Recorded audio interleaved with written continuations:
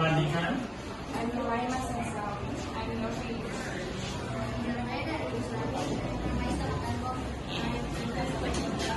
And we are here in front of you to report about the freedom of the human person. First, we will start our discussion with photo analysis. So, does any one of you want to answer? So what is freedom and what is the essence of freedom? So in other words, ang freedom is kalayaan. Ito yung isa sa component natin bilang tao na dapat may kalayaan tayo sa anumang aspect. Napakalaga ang kalayaan kasi na marami kang abusuhin sa tao at hindi mo alam na meron kang sariling kalayaan. Kung kaya ito ay nagagigil sila sa'yo, ang kalayaan mo hindi mo ibibigay sa kanila kasi kung ang kalayaan ay kumbaga hinahayaan mo lang sa loob ng sarili mo na oo, hindi mo kaya ipaglaban ng sarili mo, maaari ka nilang abusuhin or maging alipin kasi lahat tayo may kalayaan at meron tayong kalayaan ng salita, kawan ng mundo at Yes, tama. gusto pa nyo Okay. Tama. Tama si Miss Angay na ang kalayaan, dapat natin alam yung kalayaan natin para hindi tayo maabuso ng iba, di ba? Next is what we will, at the end of this lesson, the student will learn discern the essence of true freedom. Second, discuss moral responsibility and accountability in the exercise of freedom. Realize that all actions have consequences. Evaluate the exercise of students' in choices. Realize that choices have consequences and some things are given up while others are often making choices and choose situations that demonstrate freedom of choice and the consequences of choices. So, now let us know what is freedom. Okay, freedom is an antecedent and essential property of the person. So, ang kalayaan ay likas at mahalagang katangian ng isang tao. Ibig sabihin, we as a person is likas na meron na tayong kalayaan. At may karapatan tayong maghangad ng kalayaan. So, one of the example na mayroon tayong freedom is yung paggawa ng choices. Yung pagsasagawa ng action na ayon sa gusto natin. At alam nyo din ba na ang freedom ay isa sa power natin mga tao. Dahil sa freedom, is nagagawa natin yung gusto natin. Wala pumipigil sa atin. At ang freedom din, kung nasasabi, kung ano yung characteristic natin. Kumbaga, kung gumawa ka ng mali, syempre, madidetermine na isa kang masamang tao. So, yun yung freedom. Next. Okay. We will discuss the kinds of freedom that will be continued by my own notes. So, what is physical freedom?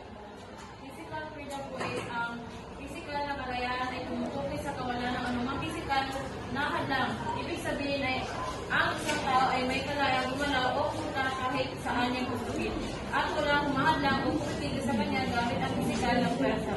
Pagkaban may mga likas na limitasyon ang mga tao, ang physical na kalayaan ay nagbibigay sa kanya ng kakayahang tumilos at maglakad o gumalaw sa nais niyang direksyon.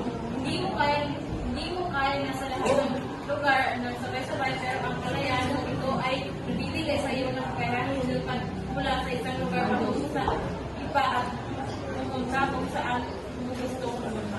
Sa madaling salita, ang physical freedom is yung kalayaan natin gumalaw. Walang pumipigil sa atin kung ano yung kung saan tayo gusto pumunta. Kumbaga yung kakayahan natin gawin yung gusto natin, kumilos, magdesisyon ayon sa gusto natin.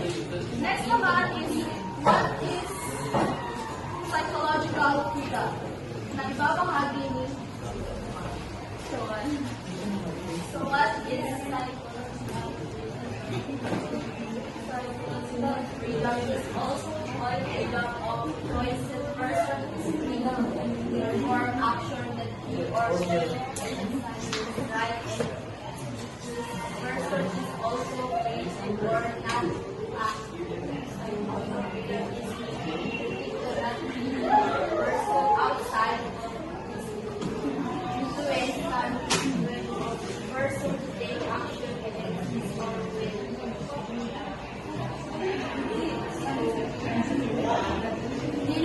pisikal na kakayahan, kagaya ng paglalabas ng bahay ng kalayaan sa pag-isip o kalungkot.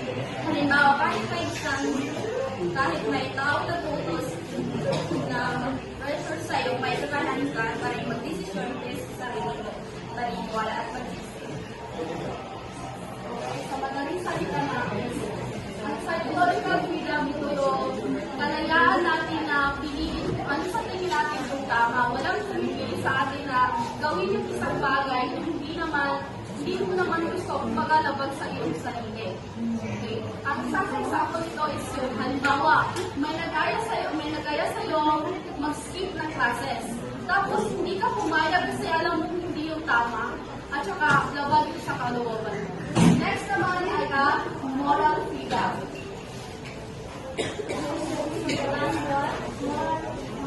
Moral freedom is freedom of opinion for any use when a person wants to for personal goal. Freedom Hoy! In short, ang moral freedom ay ang paggamit ng kalayaan para sa ating kabutihan at paggalang sa tao. Malago ito sa paggamit ng tama at nasira ng ito para sa dahil pag-gagamit ito. At ngayon naman ay pag-aaral natin kung ano yung dalawang elemento na nag-define ng freedom, which is ang voluntariness and responsibility. So, ano nga ba ang voluntariness? Okay? Mr. Uman, what is voluntariness? One is voluntariness. Voluntariness refers to the ability of a person to act out of his or her own free will and self-determination.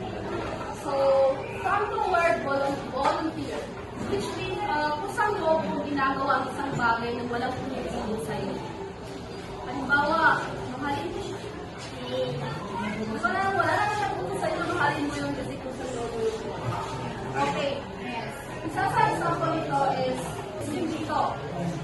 Maaari niyo bang sabihin kung saan dito pwede yung voluntariness? Nalunod. Going sa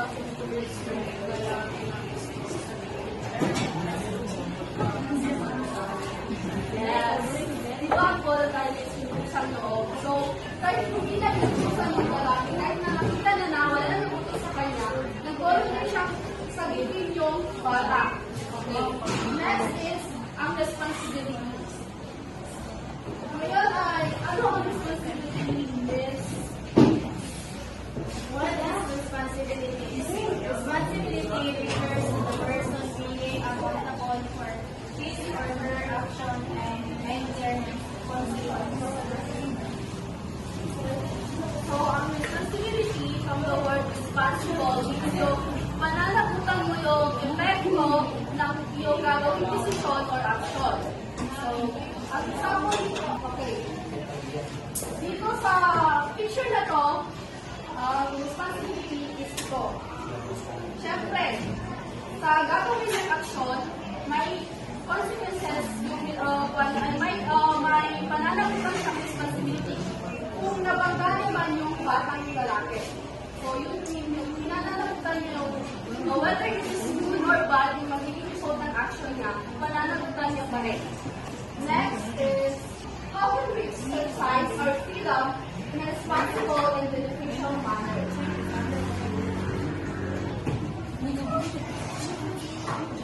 Human freedom should be exercised with the controlled regulation of the reasonable limits.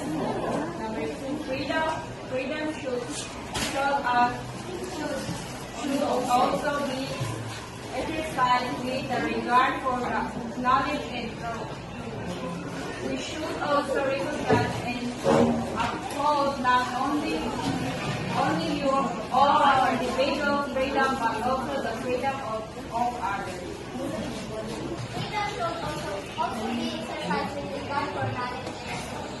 Bilang tao, matuwa sa atin ang gumawa ng isang bagay o isang video. Kaya ginagamit natin ang ating kaalaman at kalayaan para gumawa ng isang aksyon, isang bagay at desisyon. Ang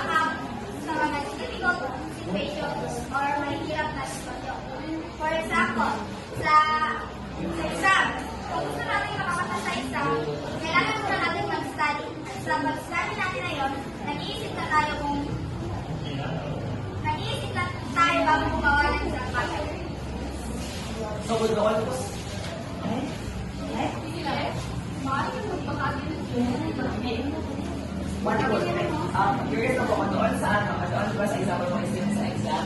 Paano ko nakapasok doon po yung, ano po, yung freedom ko. Ang ginaas ko lang ang doon. Paano ko pasok ko yung word ng freedom ko sa example mo na exam?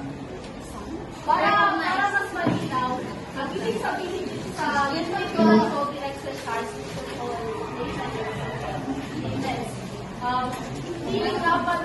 hindi dapat basta-basta natin gawin kung ano yung gusto natin dahil lang sa magaya tayo. Halimbawa, dapat alamin natin yung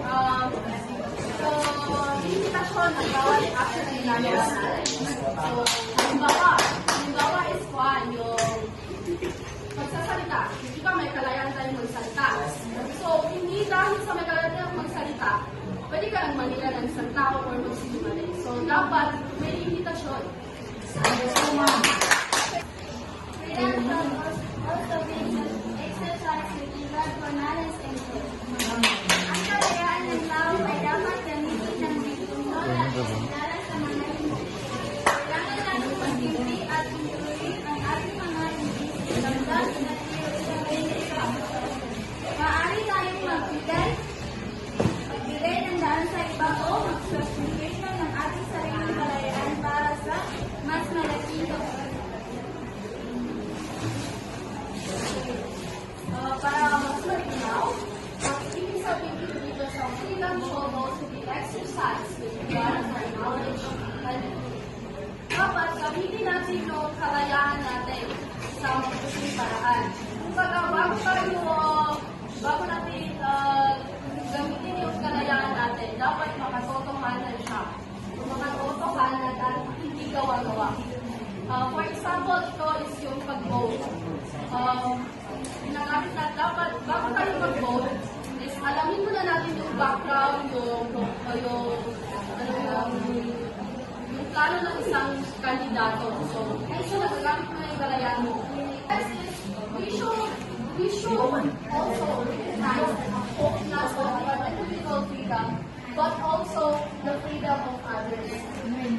Parang nag-feel ko sa topic natin sa politics na liberalism, na dapat i-respeto natin yung opinion ng isang tao or ng ibang tao. Dapat i-respeto natin yung kalayaan nila, yung desisyon nila, kahit na ayaw mo yung panunod. Like, nagapon na dito sa opinion ka, pero dapat sa pala siya respeto. Okay? For example, dito sa is yung, halimbawa, ako, maganda siya sa akin. Maganda siya sa akin, pero paano siya sa'yo? So, Let's say, hindi siya ganun kagandahan. Pangit siya sa'yo. Hindi siya ganun kagandahan. So, right, ginagawa mo yung opinion ko, ginarespeto ko pa rin yun. Okay. Respect others, kahit na ayaw, kahit na hindi ka good one, hindi ka good, Kahit hindi ka sakalo sa opinion nila. Oo, tapos i-respect pa rin yun. Yes. So, ngayon ay pwede kayong magtanong sa amin kung saan hindi na naiintindihan. Question lang po, ano yung bukod talaga ng lahat natin sa conclusion? Or like, kung conclusions talaga sa ng topic. Ano nga ba ang bukod sa amin? Okay. From its title, Freedom of Human Person. Kumbaga, pinag-uusapan natin kung ano yung kahalagaan ng kalayaan natin bilang isang tao. Kung ano yung mga kakayahan natin, ano yung dapat natin hindi gawin. Especially, yung the word freedom is kung paano ang gagawin yung word na freedom na yun na maging makabuluhan siya na kahit may freedom ka, is may limit ka, na kahit na may freedom ka, hindi mo siya gagawin sa ganitong bagay, ganyan yun. Yes. Ngayon, ako naman yung magtatanong. Yes. O sa akin, hindi niya. Ako naman magtatanong. Ang aking katanungan ay, kung ikaw ay bibigyan ng kalayaan